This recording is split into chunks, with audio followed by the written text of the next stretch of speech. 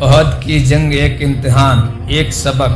بدر کی جنگ میں شرمناک شکست کھانے کے بعد مکہ کے مشرکوں نے بدلہ لینے کی ٹھان لی۔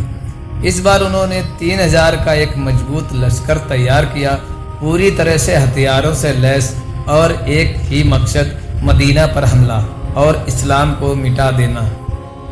دوسری طرف مسلمانوں نے بھی اپنی حفاظت کے لیے 1000 لوگوں کو فوج تیار کی، مگر ایک بار پھر حالات ویسے ہی تھے، تعداد میں دشمن 3 گنا زیادہ۔ لیکن اس بار مکہ کی فوج میں ایک اور نام شامل تھا، ایک نوجوان بہادر اور شاندار سپاہی، خالد بن ولید۔ اب تک وہ اسلام میں نہیں لائے تھے، لیکن جنگ میں انہیں ہنر کا کوئی جواب نہیں تھا۔ مدینہ کے کچھ بزرگوں نے مشورہ کیا کہ جنگ شہر کے اندر ہی لڑی جائے تاکہ دیواروں اور گلیوں کا فائدہ ملے، لیکن نوجوانوں نے چاہا کہ میدان میں جا کر بہادری سے مقابلہ کیا جائے۔ رسول اللہ صلی اللہ علیہ وسلم نے اپنی رائے چھوڑ کر جمہوری کے مشورے کو ترجیح دی اور پھر 1000 مسلمان مدینہ سے روانہ ہوئے۔ لیکن جنگ شروع ہونے سے پہلے ہی ایک بہت بڑا جھٹکا لگا۔ عبداللہ بن ابی، جو سب سے بڑا منافق تھا، وہ اپنے 300 ساتھیوں کے ساتھ فوج میں الگ ہو گیا۔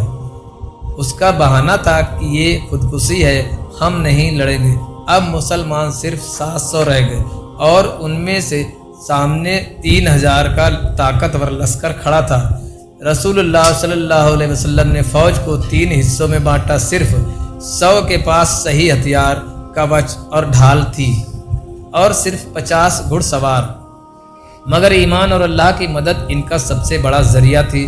رسول اللہ صلی اللہ علیہ وسلم نے ایک پہاڑی جبل اینین پر 50 تیر انداز تعینات کیے اور انہیں سخت حکم دیا، چاہے ہم جیت جائیں یا ہار جائیں، تم نے اپنی جگہ نہیں چھوڑنی ہے۔ جنگ شروع ہوئی، دونوں فوجیں ٹکرائیں۔